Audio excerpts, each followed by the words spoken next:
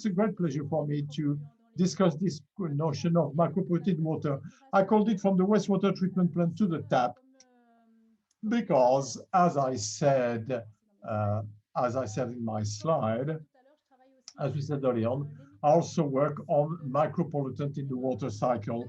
That is, to raise the awareness of the population about the fact that what we put into the environment comes back to us. We are part of the environment, and those chemical substances do have an impact on us.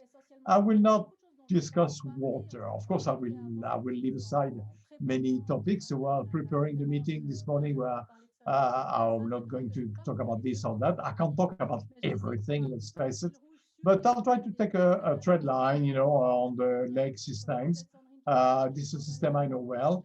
I've conducted a major project on the Lake Léman, and in Lausanne, we do run a large laboratory, which is the Léman Lake, the soft water system, freshwater system, sorry.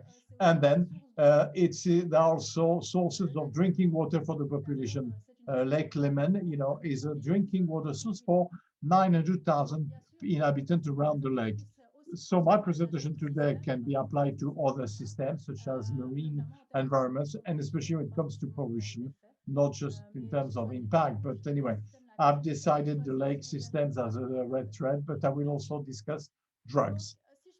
Now, let's take the case of the Lake Léman.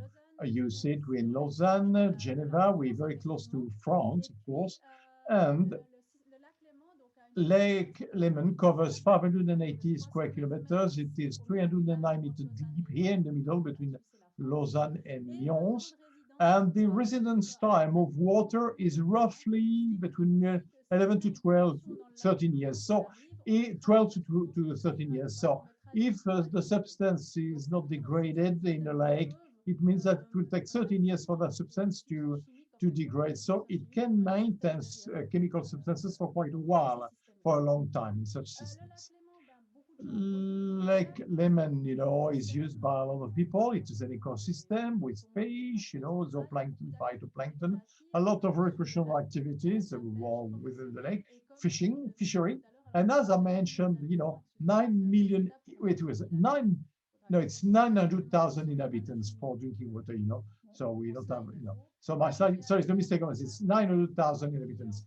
And in fact, I also showed the map of the beaches around the lake, and you can see that most of the beaches are good quality, which is the CIPEL, which is a French-Swiss commission which checks the quality of the beaches around the lake, except here between Thonon and here in Genève, where there are effluents, discharges, which will somewhat damage the quality of water. Now, Lake Léman has a catchment basin of about 8,000 square kilometers. Permanent population 1 million inhabitants. In winter, I don't want to, stir problems with the ski resort. We got 1.5 million, so about, we almost, have half of the population in addition in winter, and especially for ski resorts like Verdier, which jump from 4 to 20,000 inhabitants in winter. So how do you manage this issue of water and pollution? It is an issue. So this catchment basin is urbanized with a lot of anthropic presence and with also farming land. So 20% of farmland with a lot of agriculture, wine grown upstream from the lake. So large anthropic pressure on the lake with chemical substances which may be found in the Lake Léman. A few years ago, in 2012, a newspaper, a consumer journal, we do have one in Swiss called Good to Know This, titled Numerous Micropollutants in Lake Léman Drinking Water. What they showed is that for the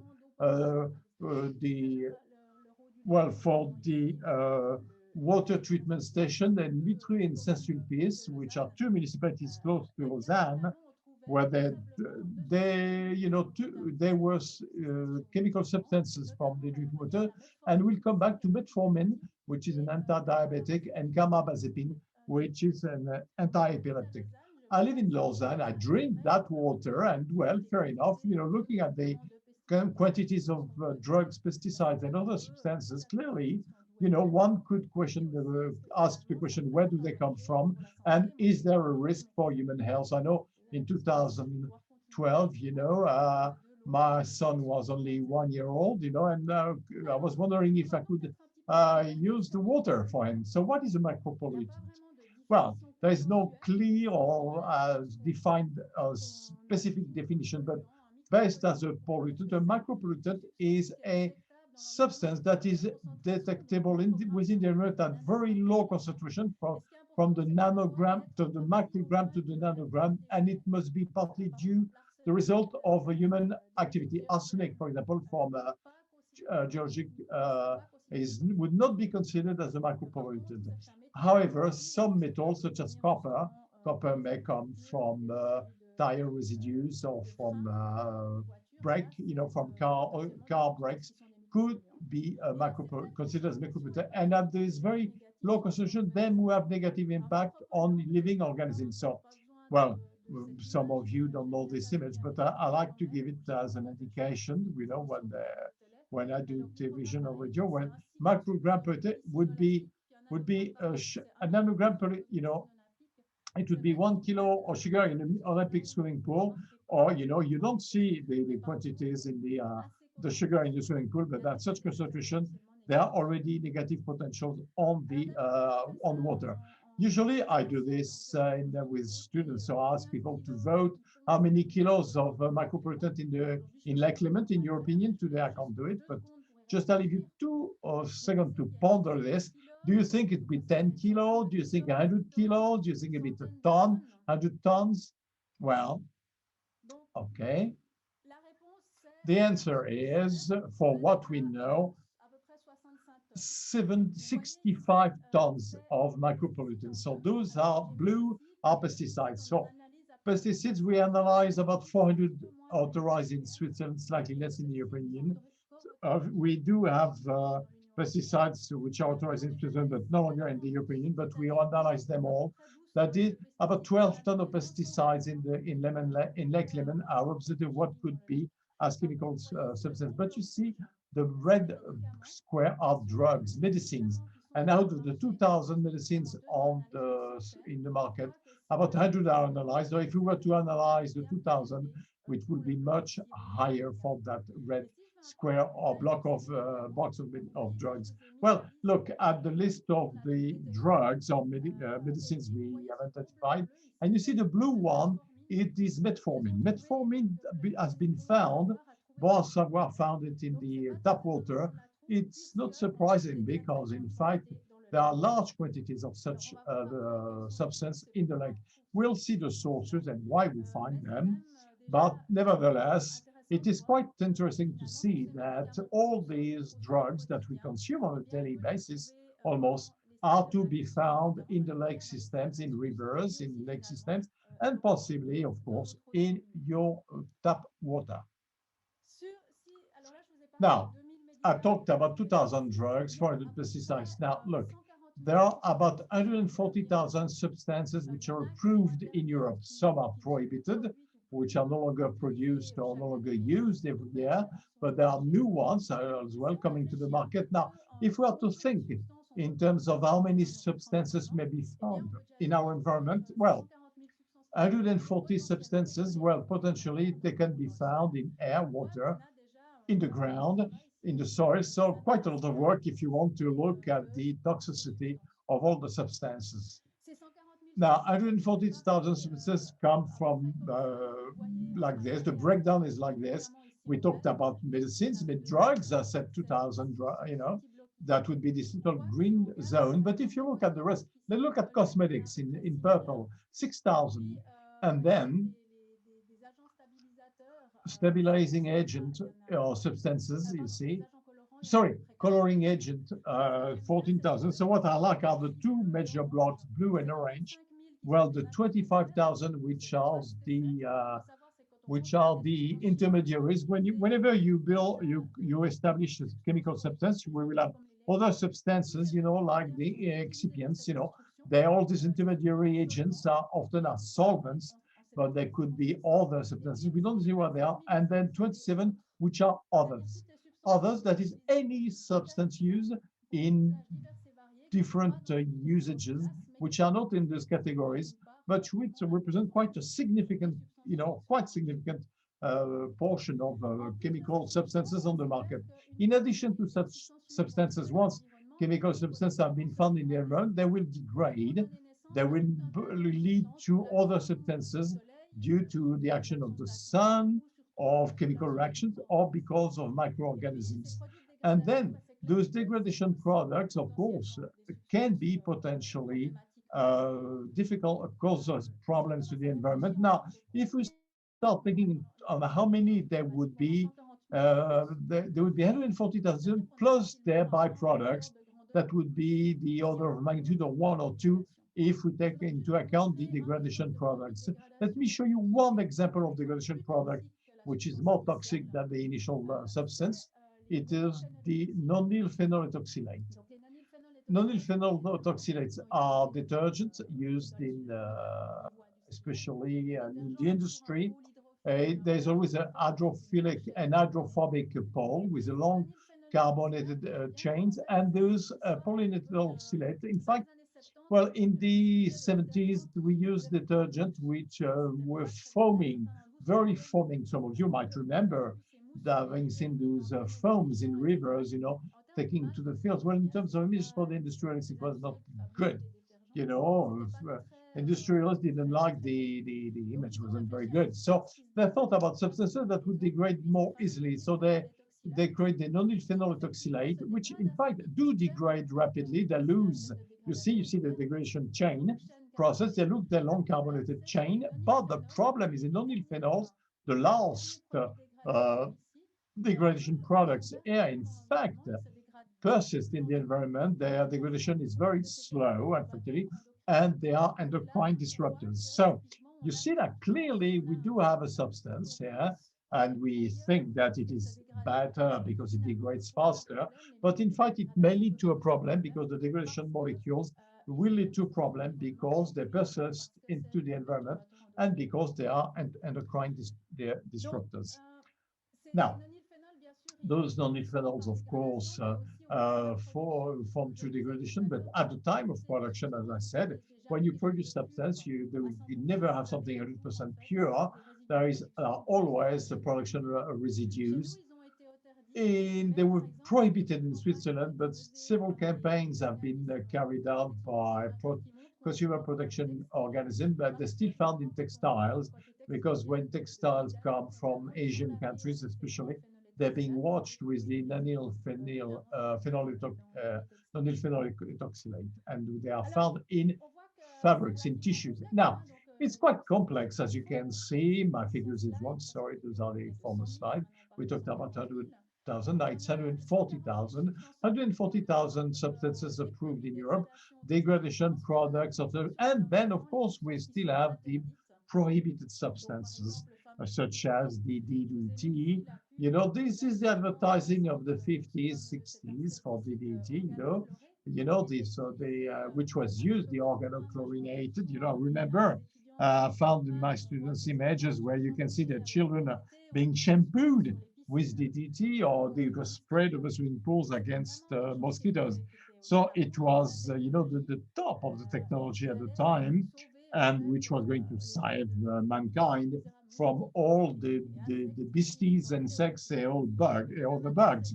But now clearly this is, there's been all the studies, done on the DDT, and we know that DDT is still found in animals, especially mammals, like the whales or white bear, and in Inuit populations in Canada, they recommend women not to breastfeed their babies because women milk, mother's milk has too much DDT or PCBs still present in the environment. Clearly, if we want to look into this and pay attention to the number of substances present in the environment, well, it's quite depressing, actually.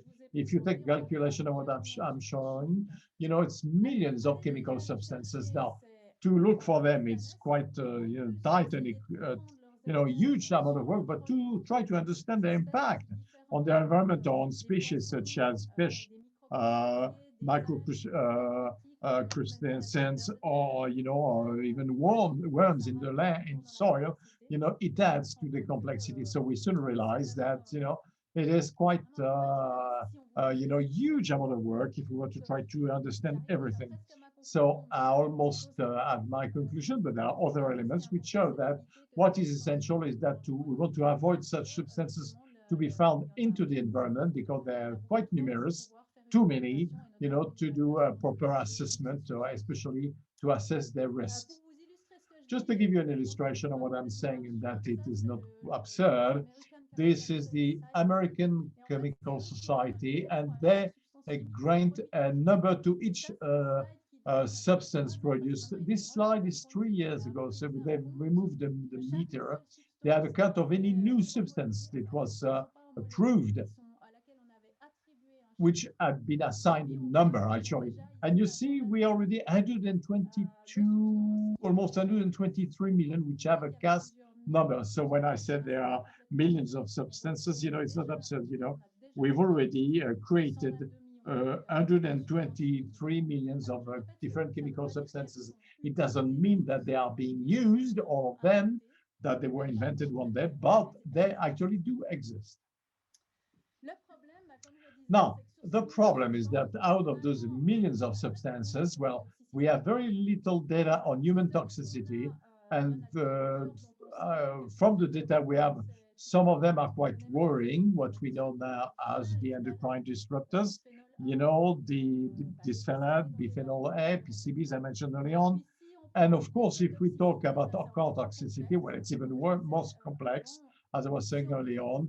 If you want to try to understand the impact on all species present in the environment, it's almost impossible. On humans, we have to understand. On the environment, there are more species, metabolism, and so on and so forth. We have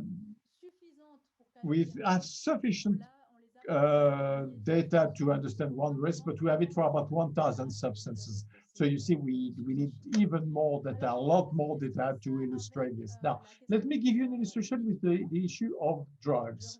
So back to my substance, drugs. So where do they come from? And for the drugs, medicine, the one we know best, like the pesticides and other substances, like cosmetics, is it a problem that for them to be in the environment?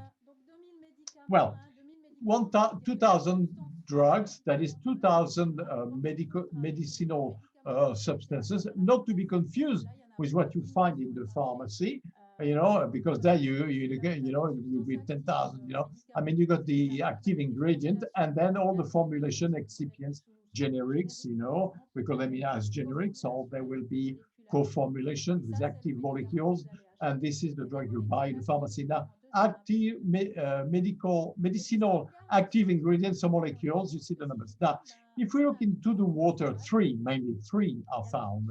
Well, the urban source, major industrial source, and you will see for us in the Lake Leman, it is an issue, a real problem. And then the animal medicine, veterinary source, but which is not to be ignored. Let me start with the most obvious one, the one you probably all heard about, which is the human consumption of drugs or medicine. When you consume a drug, and we all do it on a regular basis, when usually when I have an audience with me, I'll ask the participant to raise their hand to see who used the drug in the past months. Yeah, it is something we do on a regular basis. Now, this drug, clearly, we are not going to store it in our body, otherwise we'll be sort of walking pharmacies as such in our chemist shop. Well, the body will identify it as a toxic substance and will try to eliminate it, especially with the liver. The liver will try to metabolize the drug to make it more soluble, and then the kidneys, and especially that will eliminate it into the urine and in the facial as well.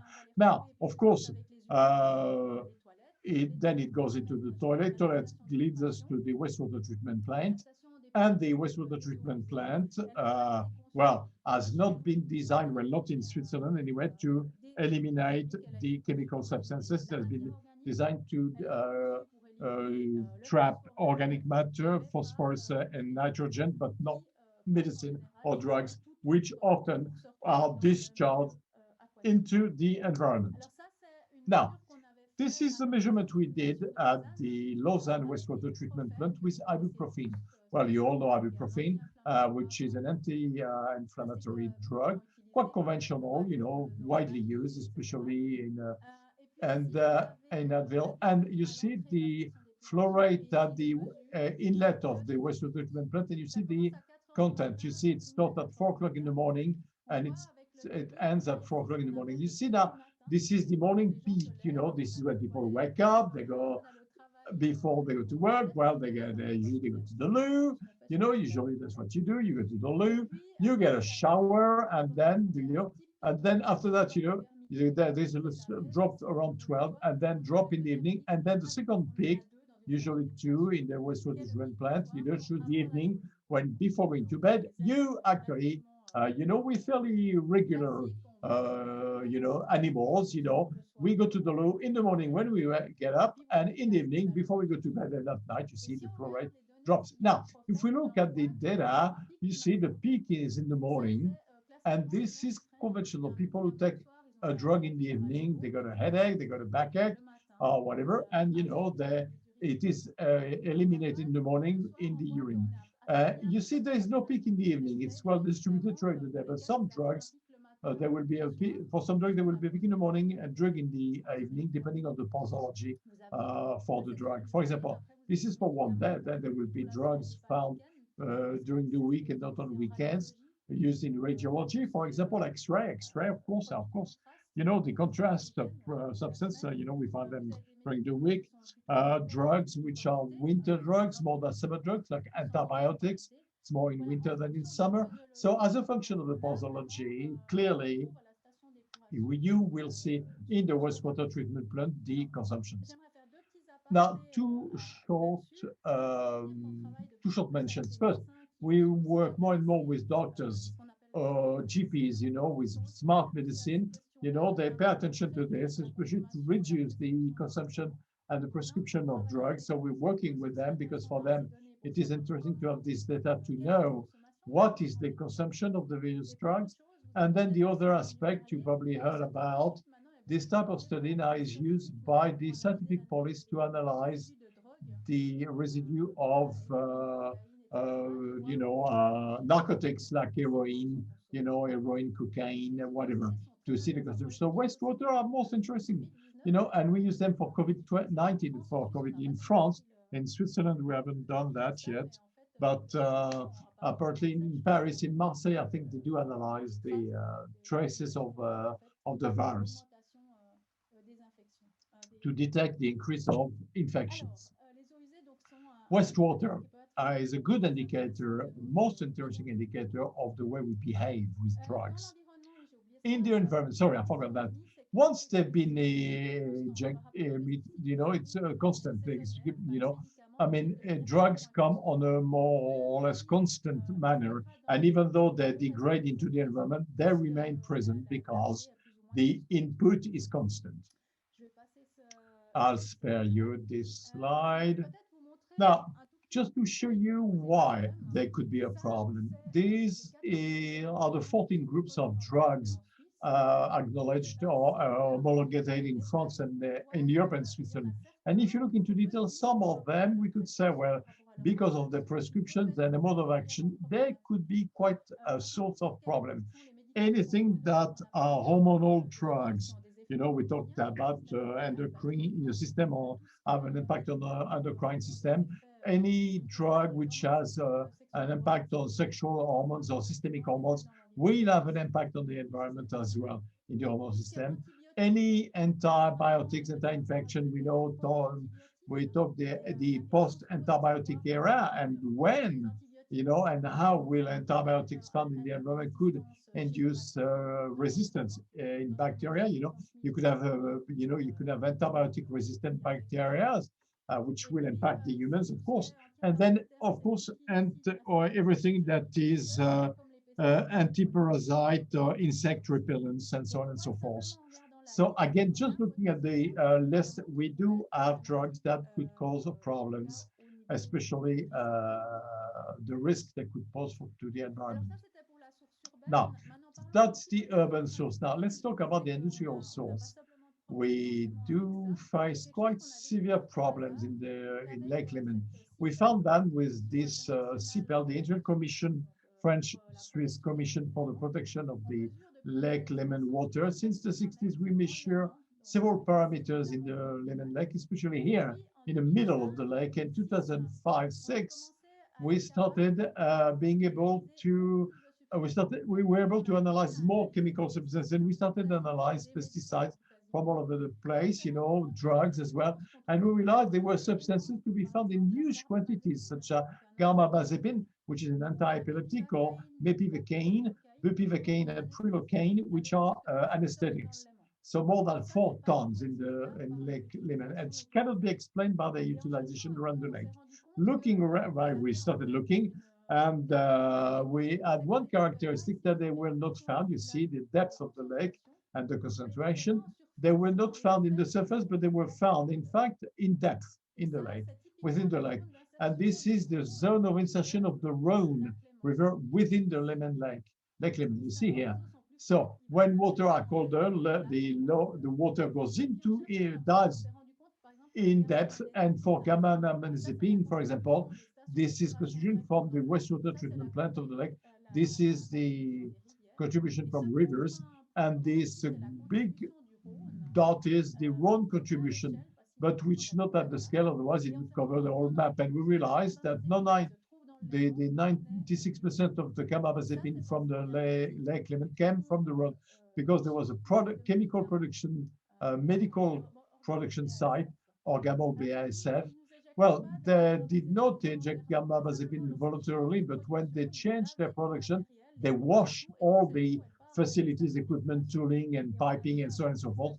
And the wash water went into the wastewater treatment plant.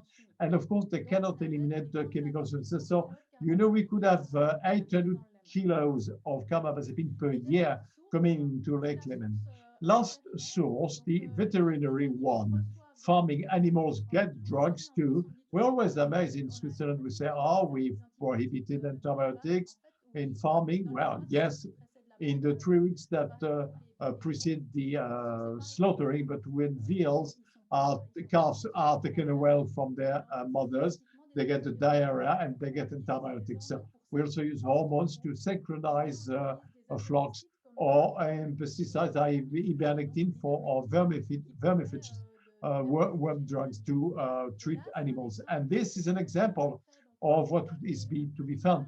See, this is the manuring, manuring, tractors will expand, spread the manure on the field. It's very much like us, animals will use drugs, will excrete them into the urine that will be then spread in the fields.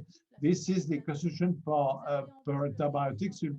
You see the sulfamamethazine, and you see the concentration of the substance here, and you see the manuring, and at the first rain, then runoffs, into the river, and about the same order of magnitude as the second water as well. So, there was lixiviation, and then it's a runoff. So it's quite a contribution of sources of drugs or in the environment. Now, if I come back to my the histogram another way, look, those are the drugs found in the Léman, metformin, the big blue block, in the highest quantity with concentration, 0.2 to 0.4 microgram per liter. It's huge. And then by going down, the bupivacaine and mefenamic acid and anti-inflammatory. So red, industrial source, black, human consumption. So metformin is human consumption. The 3 substances are industrial sources. And for me, this is quite today no longer acceptable, because the level of the industry, clearly effluents can be treated in significantly. We can produce effluent free of such chemical substances.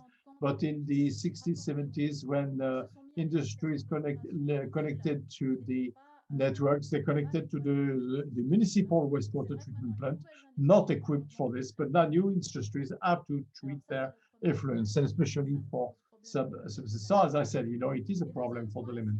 Now, second point, if we are to compare this concentration with the environmental threshold or health threshold, well, you soon realize that the environmental threshold, we don't have much. What we can see, we are well above. Potentially drugs are not really a problem, but for men, it's interesting because it was detected not only in Lake Leman, but it was also detected in rivers and as well. So a large number of ecotoxicologists have tried to compare this with something else. And what I always tell my students, I guarantee that years will pass and this value will drop, because usually the higher the number of studies, the lower the threshold, because some species are more sensitive, the effect parameters are more sensitive, and so on and so forth. But for the time being, for what we know, they don't seem to be a problem. Doesn't seem to be a problem. But you see many question marks. Even worse, if we look at the human health threshold, I get questions from journalists or from people who say, I did ask myself, can we still drink tap water? Well, for the time being, we can't really say, because we have no idea of the long-term effect, the low the effect that low concentration of substances. What we can say, though, is that water consumption associated with water is less than the consumption associated with food. Or for drugs, well, it is lesser than if you take drugs yourself. But we have no idea as to the effect on health. Now, in the current status of research, some substances present a potential risk for the environment. Hormones, the ethinyl estradiol, which is the pill, or drugs such as diclofenac. Diclofenac, which are bioaccumulated, and we know, for example, fish are highly sensitive to diclofenac, and diclofenac can lead to liver lesions. Most of the other substances, well, we've seen that, individual toxicity seems negligible, but we have little data as to long-term toxicity, and the no data for men or individuals or human on long-term, and then the mixtures. So look at the substances alone, but in fact, in the lake, fish, phytoplankton, and so on and so forth, when we drink tap water, we deal with the mixture of all those substances. Now, if we look at this graph done in the 2000, when we had a group in Germany working on the effect of mixtures, you see the inhibition of fluorescence of luminescent bacteria, and the mixed substances, and each individually have a 1% effect. And you see the combined effect of substance is almost 20%, which is what we call the something from nothing, something from things. But even if we got all substances at very small doses, the effect, combined effect, can be quite significant. Now, I got about 10 minutes to 5 minutes to talk about what can be done, because a lot of unknown. There are thousands of pollutants in the environment. Which ones to look for? What are the sources? What are the concentrations? What are the effects on humans and on the environment individually, as a mixture, as a combination? Well, if you add up to the complexity, and as I tell my students, you can still be, in facing with an unmanageable task. So what to do? What to do? Well, I use principle of precaution, but the law experts say no. So what I want to say that I think the idea would be the ideal to help or to reduce the risk to prevent substances to reach the environment, either by not using them or by not discharging them into the environment. And then typically, let me show you a couple of examples. Talking about at the level of consumers. I like to use cosmetics because we all use creams to different extent. So if a person who put makeup on, remove the makeup, will use 500 cosmetic substances per day. All men say, yeah, I don't do that. Well, not quite actually, because it's almost the same thing for men. especially they use more and more cosmetic products as well. Now, if you don't believe me, well, do the exercise tonight in your bathroom. Take all your cosmetics and look at the list on the labels, and you might get a bit of a shock. And you see, you get easily 200, 300 if you take the shampoo, shower gel, and shaving creams. Now, is it a product, cosmetic for kids, a sun blocker? Now, look, if you establish a list, you'll find about 30 substances, or it starts with water, then there will be about 30 substances. You have absolutely no idea what they are. And by the way, neither do I, says the speaker, when I say butyl glycol decaprylate or bis-ethyl lexylophenol methoxyphenyl, I don't know what the hell it is. So look for it, and if you see it is UV filter, an emollient, octocrylene, well, you got four chemical UV filters. You got an emollient, a hydrating agent. So you get we can see what substances are found in the, okay. Now it's more complex if you try to know what are the risks. And for example, autocrylene is quite controversial because of its bioaccumulation and endocrine effects. And the others we don't know, but sorry, coming afterwards. The others are difficult because I couldn't find data. What those we know are the preservatives, the paraben. Often I said, do you use paraben? Do you use paraben? I use paraben-free products. Well, what replace parabens are the phenoxyethanol, which is actually quite controversial because of these endocrine effects. So you see, it's these substances can be found in cosmetics and which are very controversial. What I want to say it is for us, for example, about a month ago, there was an article on octocrylene, and which said that when a sun protection filter degrades and become a cancer, and cancer substance, it is quite problematic. So what to do? Well, there were the industry cantons a few years ago did a kind of clean up the place. So what can we do? Well, first, we can choose more natural products when we don't know. You can see for cosmetics, for example, what are the substances. You can choose shorter list.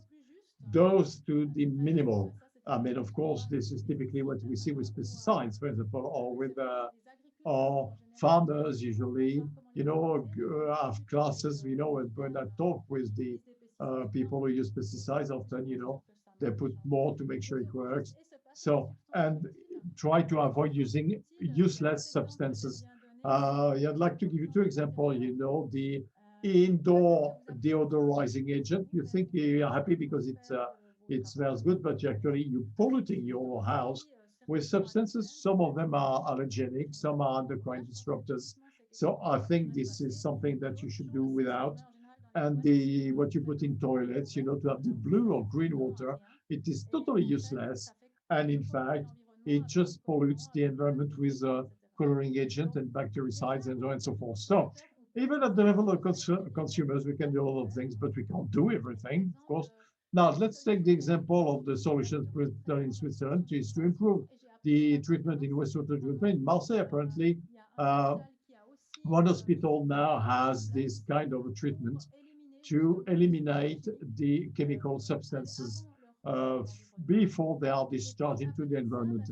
And next to this, clearly, a lot of other things can be done. If you talk about pharmaceutical products, as I was saying, we talk more and more with doctors, GPs, that think about prescription. One type of drugs over the proton pumps, for stomach aches or gastric acidity, drugs, and they are very useless. Well, new studies seem to show that they are useless and they are to be found in the environment. Cosmetics, I've talked about that.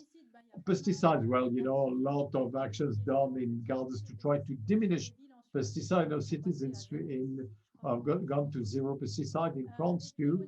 And then in the outdoor building materials, facade paints could be replaced by other type of paints, without biocides. Combine, actions at the source, with actions on the treatment at the end of the chain. And this is how we're going to improve the situation. Thank you very much for your attention. And the presentation is now open to questions. Thank you very much, Nathalie, for your presentation. We do have questions in the chat. I'll come back to it.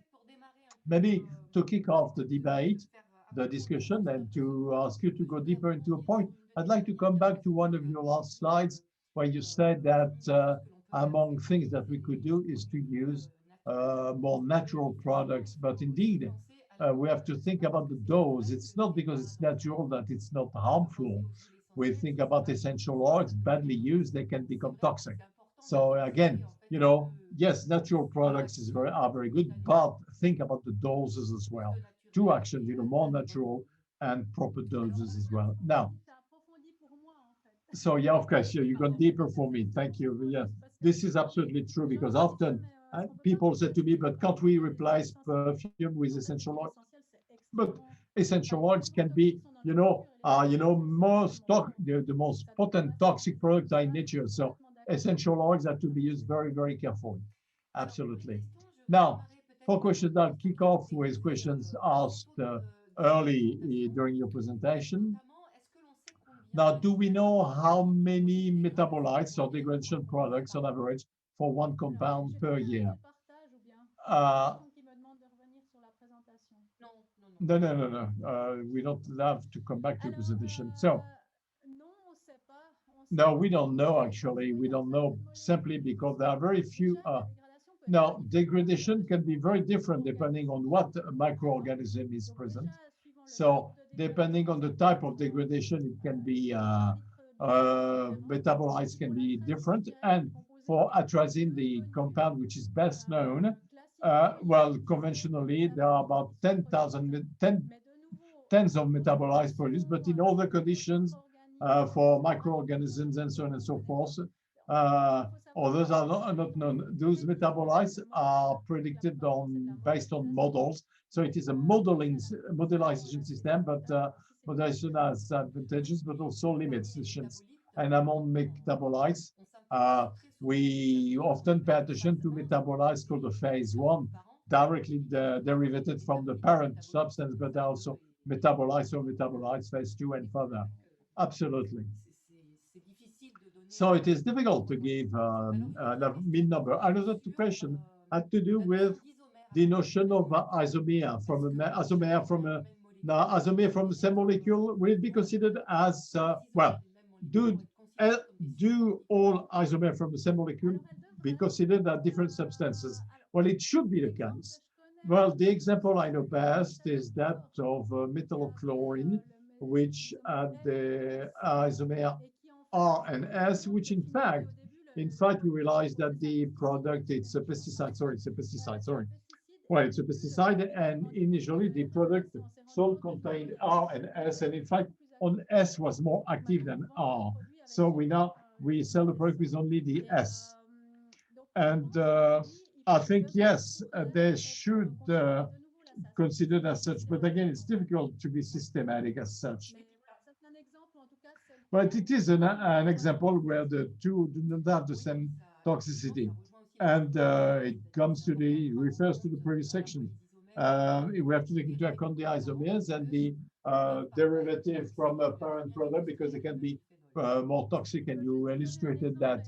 Let me give you an example with metabolites. I have someone work on the organophosphate ecotoxic, and she works on the macro crustaceans, and the first metabolite that caused by Daphne is more toxic. So it is the organism is being intoxicated with the metabolites it produced, and metabolite 2 is less toxic, which is eliminated. So we're trying to understand why. It's quite odd, actually. Something with drugs. If you take tamoxifen, which is an anti-cancer, it's not tamoxifen, which is active. Tamoxifen, which has been metabolized by the liver, and it is active against cancer. So it's very complex, the problem with metabolites, very complex.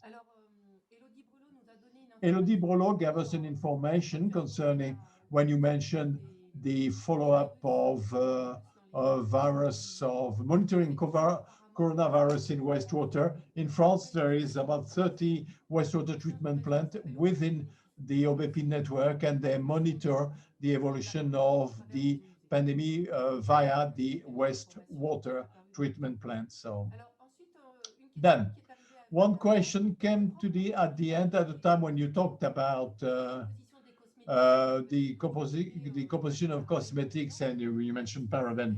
Well, question is, some of such substances are to be found in animal fat, and then the question is it the case with the cellulosis of some of the vegetables? I don't know. I'd like to look into that. There could be a study about this. So I don't know any study of accumulation of cellulosis of vegetables or plants. No, not doesn't come to mind. But might not be the same. It won't be the same. Won't be the same. Could be other molecules which could accumulate. And for metals, I know there are accumulations in plants because in vegetable, some metals are plants for phytoremediation, but where it does accumulate within the vegetables, I don't know. We know that there are absorption through roots or by atmospheric absorption by the foils. So by the foliage, I don't know. I don't have the information. If someone in the group, yeah, a study was done on keratins because it accumulates in keratins. Well, the organism should expel it as quickly as possible because it's toxic. So either it will eliminate it or it will store it somewhere, and it could be indeed in the in cellulites. Now, another celluloses. Sorry, another question dealing with the marketing authorization for new substances or the reauthorization for substances. The question of assessment of the implementation of the REACH European regulation outside of Switzerland. Switzerland is not a member of REACH. Yeah, yeah. Okay, maybe so maybe clarify this. Okay, sorry. I've yeah, REACH. Well, REACH. I put a lot of hope in REACH. I thought it would be a tool to move forward and make us to make a difference between problematic substances, and the sorting we done for pesticides, but not for the other chemical substances. Unfortunately, well, REACH is somewhat a bit of a failure. Well, we did gain data. I don't have the figure in mind. Uh, the number of incomplete data in the dossiers presented in REACH is quite huge. And one of my former students work in the ECA in Finland, and she was telling me that in Helsinki, and she says that a lot of dossiers have improper data. They ask for correction, it never comes. So well, it didn't have the expected effect. We did gain data, well, autocrylene, all the anti-UV filters. Now we got the dossiers in REACH. But when we did work with a student on this, we realized data were wrong, with the wrong position of the digital point, on the decimal point, sorry. Well, it was not a total failure, but it didn't yield the effect we expected and reduce the risk. And I think in the European Union, they want to have a chemical risk-free world, and they want to start again, and get instruments that would be more solid, more robust to reduce the share of chemical substances that come on the market by being productive. Because once they're on the market, they're very difficult to remove them because the economic interests are huge. We know zero risk doesn't exist. Toxic-free world is a bit of a wishful thinking, but to have a reduction would be good. Now we know that thanks to science, regulation may evolve and is evolving, thanks to especially concerning pesticides, and we know that it is quite high to take into account to be more realistic in the exposure of organisms to such molecules. because of the agricultural practices. But then again, maybe it is possible, we should remind you that what is being asked to industrialists in terms of reach to evaluation of ecotoxicity, it is quite light if we compare this with, I think, three tests, three laboratory tests on three species, which are necessarily representative of the ecosystem. So with exposures which are not representative of real environmental reality. So basically, decision-making process is based on data which is incomplete when we compare them to what happens in the environment. Now, here's the question. Could we purge Lake Léman of all impurities? 12 years. 12 years? No. Now, let's imagine there would be no discharge at all. It will never happen. Chemical molecules, we'll have to learn to live with them. Some of them could be eliminated because they're useless. And others, there's some, could be eliminated. We could eliminate impacts as well. But no, of course we can't, because indeed there is anthropic pressure around the lake. And you talk about, just take the ethyl estradiol, which is in the birth, in the pregnancy pill. There's nothing you can do with the current pandemics. Where all of a sudden there are a lot of disinfectant being used, and all cleaning and cleansing and substances plus drugs. My father had the symptoms and they gave him antibiotics, and so on and so forth. Well, we will start to see the impact on the lake. I want to see what will be found in Lake Léman following the pandemics, during and after the pandemics. Will there be an increase in drugs? Will there be an increase in triclosan or the quaternary ammonia used in these drugs? We'll see. Yeah, you talk about it in your blog, about the triclosan, so where it is prohibited in toothpaste and so on and so forth. We see it in the proposition of hydroalcoholic gel. One question on possible treatment in wastewater treatment to remove the eliminate tertiary or quaternary treatment. Would they make it possible to eliminate the micropollutants? What we'll do in Switzerland until 2025, 2030 in more measure wastewater treatment plant would be quaternary treatments, which are either ozonation or active carbons. So either we're going to break the molecules or we adsorb them on filters, adsorb them. Ozonation is not the ideal because we don't know what would be the byproducts. And especially in wastewater, we do have a lot of ammonium. We could create nitrosamines, which are cancer, cancerogenous. So, and then of course, there are membrane systems. But of course, I would say, yeah, technology does exist. This is what I was saying about the industrial system. Technology does exist. Then there's a cost. And this is where, we start that's when you start talking, basically, Yes, we can do it. What's the cost? But if let's put it this way, in the Mir station, they can recycle water, damn it, or in the space station, you can have drinking water with wastewater. Now, the cost is high and depends on the volumes. Now, this leads us to the next question. On a personal note, do you filter water from the tap?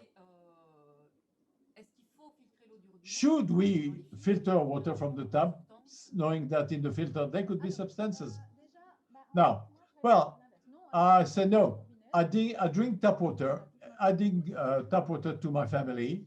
I didn't put any filter. Why? Because filters have to be changed regularly. Otherwise, they could become, bacterial beds, more problematic than chemical substances. Then it is quite the opposite to say, okay, bottled water is in plastics release substances in water, and water in the bottle is not of better quality than tap water. It is less controlled. So water is the same, but you add plastic residues, so it's not the ideal. And then, well, after that, we don't have thousands of solutions. On a regular basis, I have courier mail for people find say they have the XY solution to treat tap water. Well, I saw the reverse osmosis. You remove everything that's in the water, which is not the ideal either. there is no mineral salts, and so on and so forth. So we debated that with drinking water producers in Switzerland. For the time being, there is no system well, that would eliminate the micropollutant in a convincing manner from the tap or by not without affecting the quality of water. Now, one study was done in France, which shown that if you take pesticides, our exposure via drinking water, air, and nature, air exposure is more than tap water.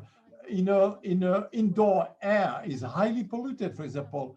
Exposure is higher than drinking water. So before we used we were worried about drinking water, even though in the philosophy we see, before worrying about drinking water, there are other zones, other sources of exposure. You answered another question which had to do with about plastic bottled water. So we got an element of answer. So it is the week of awareness for alternatives to pesticides. Yes. So I'm just passing on the info for those who didn't know. Well, again, you know, it makes in Switzerland there are two initiatives to prevent pesticides, to prohibit pesticides.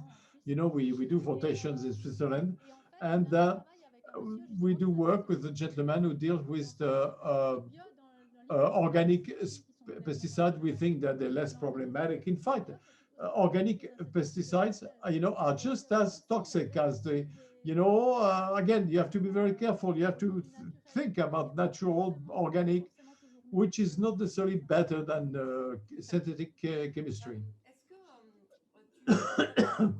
Could you specify what are the methods and criteria used to assess the condition of the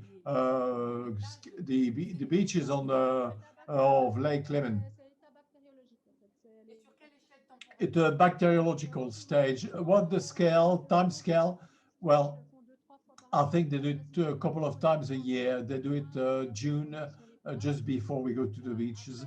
And then afterwards, we know it's not exactly correct because typically there are a lot of effluent during rain events. And then a couple of days later, we still have bacteria as well. It's not going to kill us, but there are beaches, especially here near the university, where there is a board warning board saying that if you're sensitive, don't swim there. It's mainly during the rejection or discharge of wastewater. Is it possible to filter urine in the toilet directly? Is it possible? Unimaginable, too expensive, generating waste? Well, to well, the idea will be it would be complicated. What does exists more in buildings is to store it, to turn it into fertilizers, to separate urines from the rest of the excrements or fishes, and to there are also treatment processes because there are drugs and so on and so forth. You don't want to put that in the field, but there are questions there are now to use them as fertilizers and other systems, as in Geneva. They make compost, urine and fishes goes to a room at the bottom of the building. There is straw and worms, but they have a charter in the building. People should not use or very few chemical products. It's accepted for doing, but they have to be very careful about cosmetics, about detergents, and so on and so forth. There is a reflection at the beginning of the chain, not to break that system by putting too much chemical products. Another question on the mapping of exposures zones for environmental risk. Can we measure directly the effect of micropollutant on aquatic organisms? Is there some kind of a mapping? Well, there are methods. How can I put it? Well, there are methods that make it possible to assess some parameters on aquatic organisms, such as stress markers, which may be linked to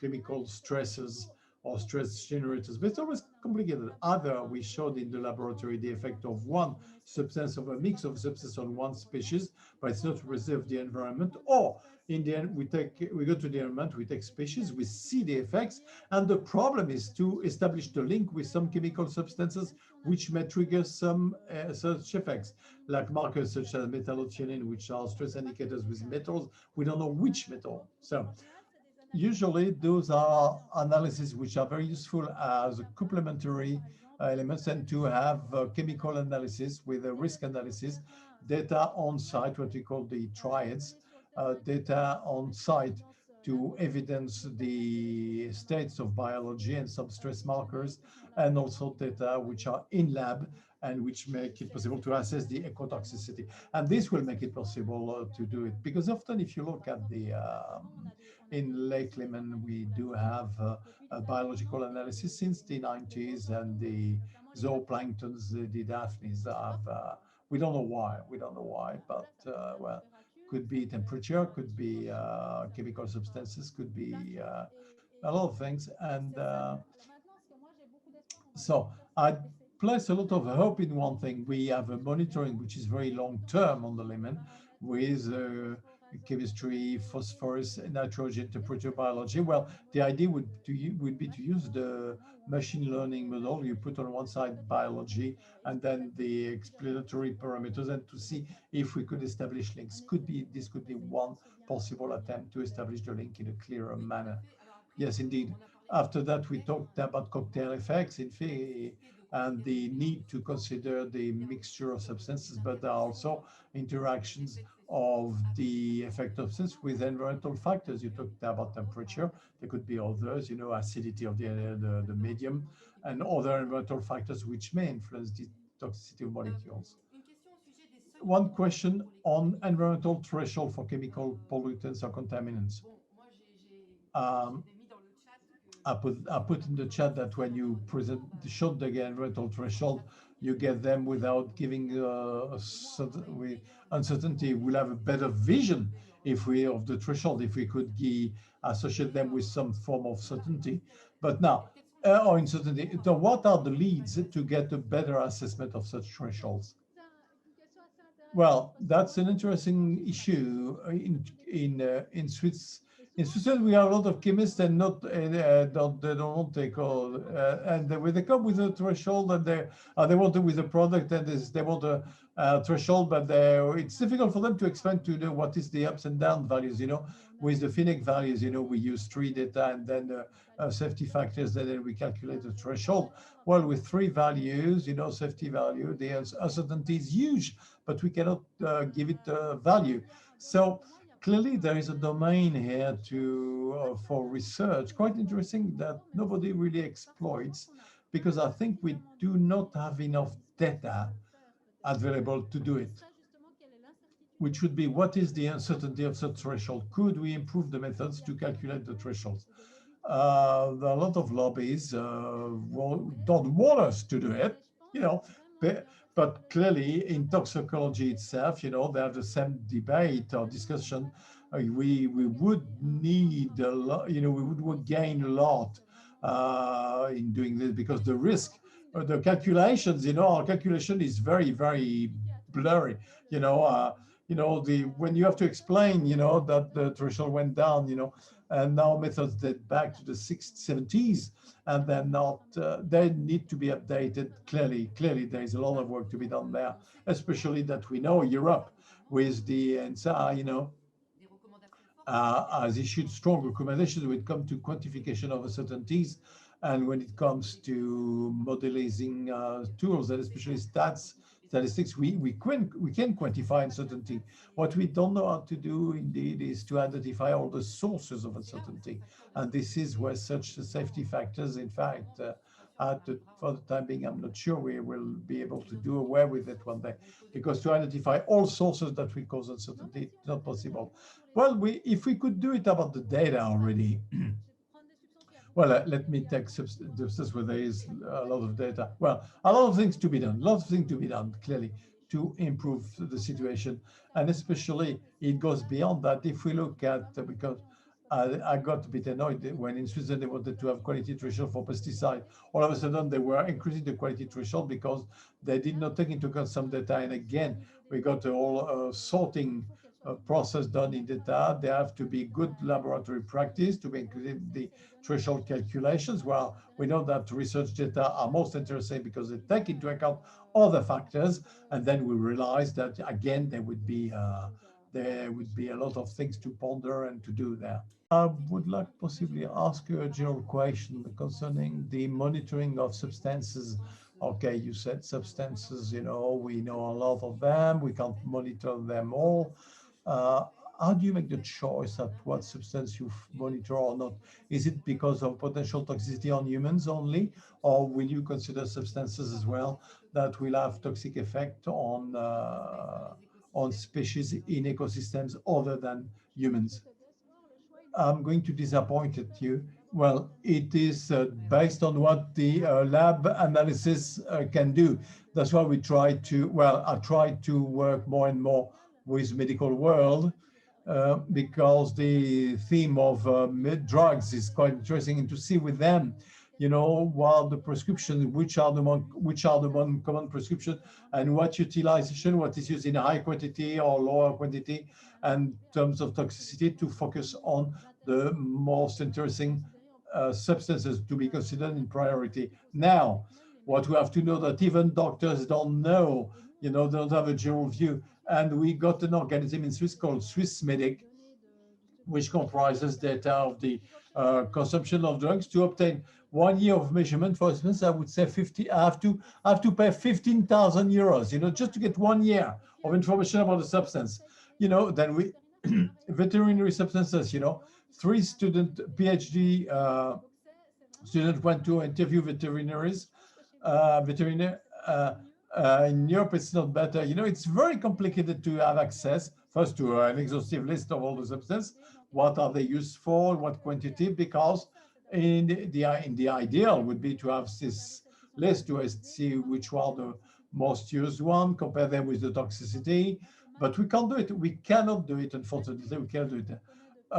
Even for pesticides, we've known for a long time